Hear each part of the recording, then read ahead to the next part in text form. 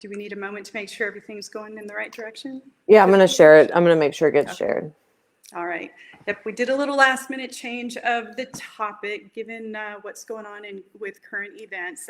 We've been getting a bunch of questions about for people who are getting sent home or who have to manage their teams from home and they're not familiar with that. So we were going to just talk about that today instead of our scheduled topic.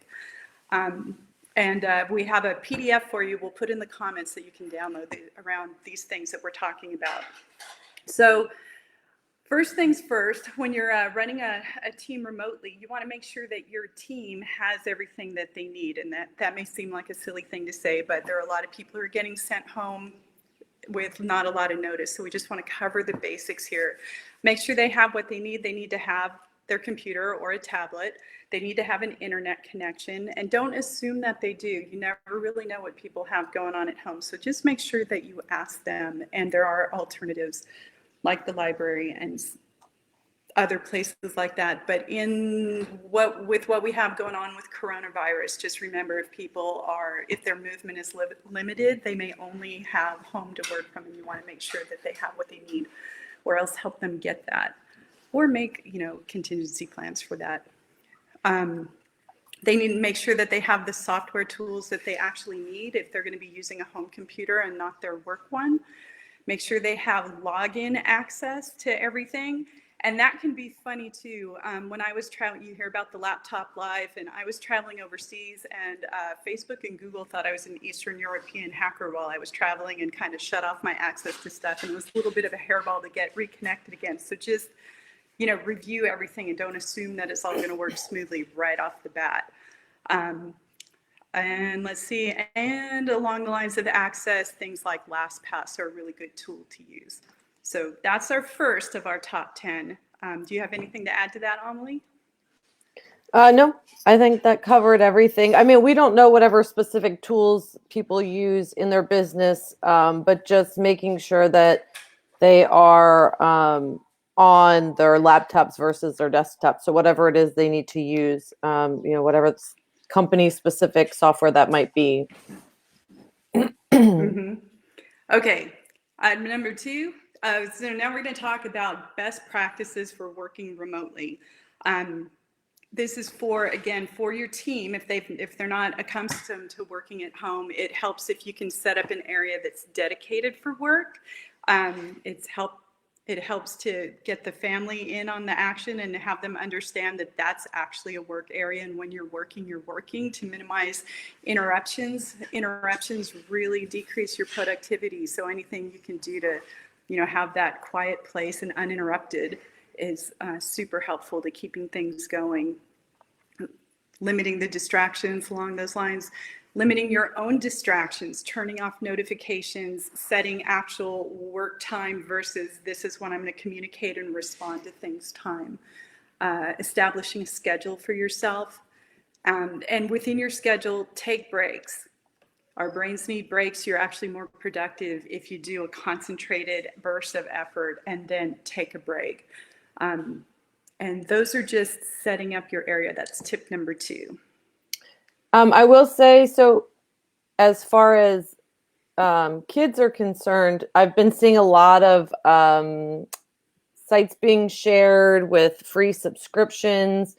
For one I just saw today was Science, I think, was a science one. There were a bunch of, and if I posted the Loom thing, but if I can find those, they were just in my newsfeed. If I can find them, I'll put them on our Facebook business page. But they were things to subscriptions. People are doing discounted subscriptions to different learning platforms and things like that. So if we can find them, we'll put them either in the comments or in a new post to share. So for parents, if you can put the kids to work on a project or something like that, or maybe the schools are sending home assignments, I'm not exactly sure, but if they're not, if you can get the kids working on something and then say, okay, we're going to set aside 2 hours of time and then do your work while they are doing their work, I think that would probably be an ideal situation. Great. Awesome. Yeah, there's a lot of stuff out there. We just got to get it in place. And any resources, we'll just keep adding for you guys in the comments and on our page. The next one, establishing a primary line of communication. Communication is key to working effectively and managing your team effectively. Hey, Amelie, would you like to talk about the primary line of communication? And then I'm going to talk about a couple pet peeves and techniques. Sure. Yeah. So it's just really establishing one of those channels. So whether it's Slack or it's Voxer, we've mentioned it before in our previous lives.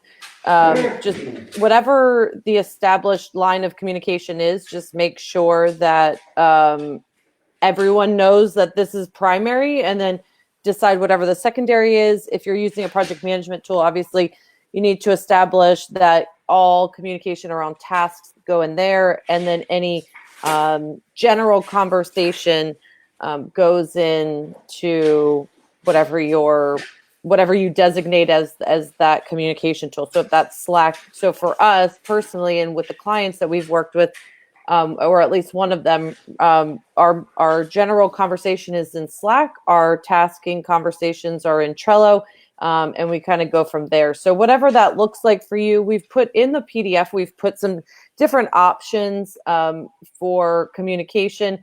We personally use Slack, but there's lots of them out there. We threw in some review articles that we found of different platforms.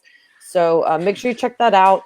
And but yeah, so that's basically what we what we recommend for it. But whatever it is, the main thing is stay out of email. So I did forget to say that. We don't recommend using email for primary communication. It's too easy to lose conversations. Establish whatever the primary channel is, and then distinguish between the different kinds of communication, so tasking and then general conversation, and decide what those things are. The nice thing about Slack is you can do different channels. So you could say, this is a question channel, or you can put different teams in channels, that kind of thing. So that's also really nice. Yep, absolutely. And email, yeah. If you have to send something by email, make sure you're telegraphing, hey, I'm going to send it to you by email. Or if you do it, I don't like it because it's so passive, and people just naturally think when I click send, I don't have to think about that anymore until it pops up again. And so things can get lost in the cracks really easily with that. And unless you do like inbox zero, that shit's getting lost. Yeah, it is. It totally is. You don't want to know how many emails I have in my box right now. I don't even know how many emails I have in my box right now.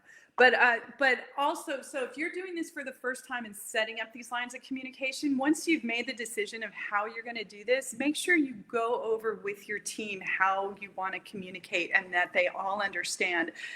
Within that, just like people sending emails and you don't know to look for it is a pet peeve of mine. One thing I want to talk about as far as effective communication, even if you set up everything, there's how you communicate. So be very detailed and clear in your communications, as in not the mafia, hey, I'm going to talk to the guy about the thing, right? And if there's no context, then you have to answer it. What are you talking about? What guy? What thing? And then they have to answer back. And then you end up with this long conversation where if they had simply said, I need to talk to Amelie about zeroing out my email box, then she doesn't wonder what the heck I'm talking about and take 5 minutes to figure it out. So that's, being very, very clear and specific is an effective way to manage your communications. And I would literally use this example to your team, because people think they're being clear. They know exactly what they're thinking about, and they don't realize what it looks like when they're. And I'll add one thing to that. So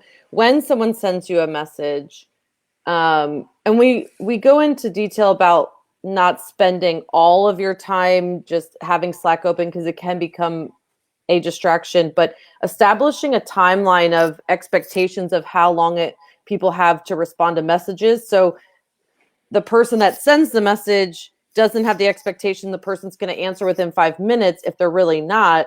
And so then they're not worrying that the person didn't get it, but the other person, isn't, or they're not assuming that they're getting ignored, basically. So what I like to do is I check communications a couple times a day. I establish specific times a day when I do that. And then if I get a message that I can't respond to right away, or it's going to take me time, I'll at least do a read receipt. So, hey, saw this and I'll respond later during my time. So setting an expectation of, okay, listen, when we send messages, our expectation is that by, within 4 hours, you're at least sending something. During the workday, you're responding to it. So if it gets past 4 hours, then the person who sent the message can then follow up and say, hey, did you see this? If you don't have an expectation, then really you're just going to have a breakdown of communication. And then the person that's receiving the message, if you get it during one of the times you are checking communication, it's really helpful. Even if you can't respond at that moment, meaning it's going to take some time for you to get your thoughts together, just let the person know you got it so that they don't feel ignored. So that was the last tip. And if you're the person running the team, distinguish with them. Often your team will feel pressure to answer right away when they may not need to. So just make sure you have that clear with them. Okay, so for remote teams, establishing a video communication platform. And there's a couple, this is for when you need the live interaction. I'm not a fan of meetings, and I'm not a fan of talking about stuff for the sake of talking about it, but effective meetings, there is a place for them. The other thing to bear in mind also is, especially for people who are working from home for the first time, it's a huge social change for them, and they can feel very isolated. So you don't want to be if everything's fine, don't communicate with your team, only communicate with them when there's something wrong. It's like they also need some kind of touch point or interaction. And we've got some resources for you in the PDF that we'll add as far as tools. Also, we put some reviews in there. Put some reviews in there for you. And also video can sometimes be a more effective way of communicating something visually. And there are other tools like Loom where you can make a quick recording and send a link to somebody without having to coordinate times and be on video with them live. So we've got that in there for you too.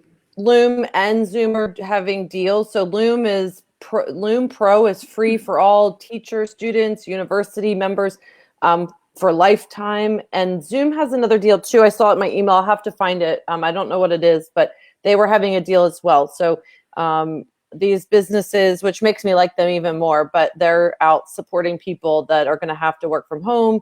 Some universities are going to be doing online classes for the rest of the semester. So these types of things will help with that. Zoom is more of a video conferencing platform, whereas Loom is recording your screen and sending a video, but both very helpful in their own situations. So. Yep. All right. Thanks. And then tip number 5 involves file sharing, things like Google Drive, G Suite, Dropbox, anywhere you can, if you have people collaborating where they can actually collaborate in real time on documents is super helpful for teamwork, depending on the nature of their work.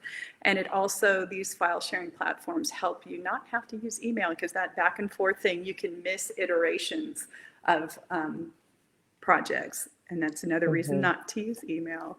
Exactly. Okay, number 6, using a project management tool. Here's our love language, right? We love keeping everything in place and getting those projects going and seeing how they come to life. We definitely, we work with remote teams and companies all the time. If you're new to it, there's often companies are reluctant to have people work from home, even just a day here or there, let alone go with remote teams, because they're concerned about a loss of productivity. They're concerned about just not knowing what's going on with the work that needs to go on. And there's some fantastic project management tools that address all of those things. And in the PDF, we put links to them and 2 review articles, just so you can read, so you can kind of compare and contrast. But the main point is pick one, go with it, and use it. In my world, if it's not in the project management tool, it doesn't exist. So, and you have to be that way, or else you run the risk of losing track of and things falling through the cracks. So once you choose one, choose it and go with it. If you need help setting it up, that's something that Janine and I do. You can reach out to us and let us know. But we did put some examples in the comments, so feel free to check those out and reach out to us if you need any support. Yep. And just to reiterate the communication part of it, it's like with the project management tools, we keep conversations about the specific tasks within the project management tools. So they're always there and referenced for the team and recorded, and then not specific tasks or conversations we hold in Slack. All right, so that was number 6. Number 7, establish reporting and attendance requirements. That's pretty much what Amelie was referring to earlier as well, right? With the timing of your communications for the asynchronous ones, people being aware that you may not be responsive right away for your meeting, set up a time. If you're sending people home from an office, some people may be going to stay with other family members just because of current events. And so they may be in a different time zone than what they were coming into the office. You want to make sure you're aware of that. But it can be managed super effectively. People work with teams that are in every time zone all over the world, and you just have to pick what works best for your team. And everybody adjusts to it just fine. There's a way to do it. Yep. And setting schedules. So I'm assuming in an in-person team, you have schedules, but setting a schedule with a remote team is even more important, because you can't just swing by someone's desk and be like, hey, we're doing, we're meeting right now, or, saying the location. So making sure that everyone knows where the meeting, meaning what link will be used for the meeting. Are you going to request people to track time? So setting all these expectations up front is super important. So are they tracking time? Do they have a tool to track? So we put 2 options for time tracking, which also allow you to create reports for them. So Toggle and Harvest are 2. There's lots of different provided 2 examples. And then setting specific check-in times. So are you going to have a morning meeting? Will you have an afternoon meeting? Will you expect people to send a report at the end of the day? If you're going from being in an in-person environment to working remotely, it can feel like things are out of control because you can't put your eyes on someone, or you can't just go to their desk and talk to them. So for the manager or the person that's directing everything, it's important to establish what's going to make you feel comfortable, so you don't have to be a pain in the ass to everyone else. So if you set the expectation that you need check-ins at certain times and people don't check in, then you're allowed to be a pain in the ass. But if you set the times and you're trying to check in with them in between those times, you're just really interrupting the work, and and they're not going to be able to be as productive as if you would just let them do their work and wait for your check-in time. So that's really important. Establishing a protocol for calling in sick. So just because these people are going to go home doesn't mean that they won't get sick. So what does that look like?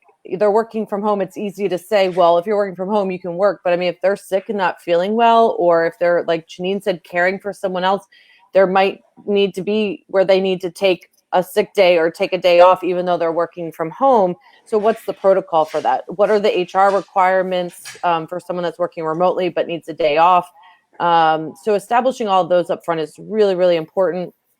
And then, like I said, submitting reports. So whether it's daily reports, or you have them track their time, do they need to submit reports at the end of the week? Whatever that looks like, establish that. Yep, and I just want to hammer down on that detailed communication thing with this as an example, because I know information is changing rapidly. So they're setting up that schedule, but for last minute changes, like even if you send out a, hey, we all have to meet at this time, here's the link, everything Amelie said, make sure your team knows to respond that they received it, because again, if it's a really last minute thing, they may not be there, and the expectation should be that they're acknowledging receipt of that, and otherwise that way who got it and who didn't, and to have a way to post the information for people who weren't able to make it. All right, that was number 7. Number 8 is utilizing calendars and schedulers. So these are more tools, shared calendars, so everyone can see what's going on, whether it's a publication schedule, the meeting schedule, the schedule around whatever projects or work you guys have going on. And then as far as the meetings and getting together as a team, there are scheduling tools. So instead of, this is again about efficient communications instead of having that, but hey, we need to meet. Okay, what time do you want to meet? When are you available? I don't know. When are you available? Those kind of conversations, scheduler tools are pretty awesome where you can set up what is your available time, send someone a link, they can select from that, and it populates your calendar, and it just saves your time on all that back and forth meeting to have the meeting kind of communications. And they can also be used for clients. So a lot of what we're talking about is internal with your team and stuff like that. But if you have clients that you need to meet with, all those in-person meetings can be changed to virtual meetings. And so something like Acuity is a great option for having the client book calls. That's what we use in our business. And I'm sure that you already have a calendar that you use in your office, but being remote, it's going to be even more important to have the Google Calendar shared with everyone. Everyone's putting in their time off or whatever. It's going to be even more important to have that communication. So although you probably have one, it just, the more details in the calendar, the better. Yep. And for your clients, if you're making a change to recently or quickly, make sure if you decide, oh, we're going to use Zoom, be sure and send your client a notification in advance so they also have it and are all set up and ready to go for your meeting. Anything you can do in advance helps out with keeping things transitioning smoothly. All right, that was number 8. Number 9, check-ins and meeting protocols. We did talk about this for the most part. As far as the communications with the team. So establishing schedules for meetings, regardless of the schedule, make sure everybody knows what the requirements are for who needs to attend, which also means be mindful of who doesn't need to attend. You don't have to have all the team there for everything all the time, and just be mindful of that. It can be easy to just send out a group notification, but if you can be a little more mindful of that, that helps your team members be less interrupted and use their time effectively as well. Let's see. We talked about communicating with the team. Make sure your meetings and calls have an agenda. Again, don't have it for the sake of having it. Having a presentation prepared helps keep things moving along. The visual aids help people with the information as well and keep things moving. And again, the platform for the meeting needs to be established in advance. All right, that's number 9. So it kind of overlaps some of the other topics before, but pulls it together. Number 10, contingency plans. Okay, this goes back to, hey, there's a lot going on and things can happen that we don't expect, much like what's going on in current events. So SOPs, we love our SOPs, and that helps team members refer to what they need to do if for whatever reason that they can't get direct live instruction for something. And that also is just good to listen, you should have them. If you don't have them, you need them. But bringing on new people, if someone is ill and someone else has to step in for them, now is a great time to have, if you have them, review them and make sure they're up to date. If you don't have them, it's even something as simple as if making a Loom video where your team members are just talking through the tasks that they do and how they perform them. And then you have some kind of recording documentation of how they go about doing things. And then we like having written ones as a backup. Videos are hard to search when you're just looking for that one thing. It can be a little cumbersome. So we like to do both. Again, the contingency plans, the shared files, the shared account accesses, contact information for everyone. And then again, especially with our military background, we'd never like to see the single point of failure, right? The one person and then everything goes down. So in the service, we always have people, it's like you need to know the job above you and the job below you in addition to yours. So anywhere you can, help, it's an opportunity to excel for your team members. Just let them expand and learn. And it preps them for promotions and being better team members anyway. So that is number 10, contingency planning. So any comments on that, Amelie? Nope, I think you got it covered. Okay. If you are if you watch the replay, leave hashtag replay, leave any comments or questions that you have in the comments, and we will we'll revisit and answer any questions that we can. Next time we're going to go over the OFA Trello board, or the One Funnel Away Trello board that we set up, which is what we were going to do today, but we thought that this was a little bit more critical to do today. So if you are going through One Funnel Away, join us next week. Next week we're going to be on at 11 a.m. Eastern on Friday, and we'll be going over the One Funnel Away Challenge Trello board that we have set up. So again, if you have any comments or concerns about working remotely, if you are looking for support to get things set up, please reach out to us. Let us know. We'll put the link to book a call with us if you want to do a consultation, figure out, the best way to move forward. If you're having trouble managing your team, or you're getting ready to, and you just want to make sure you have all your everything covered. I put the link to the PDF in the comments, so make sure you grab that. And we will see you next week. Have a good one. Bye.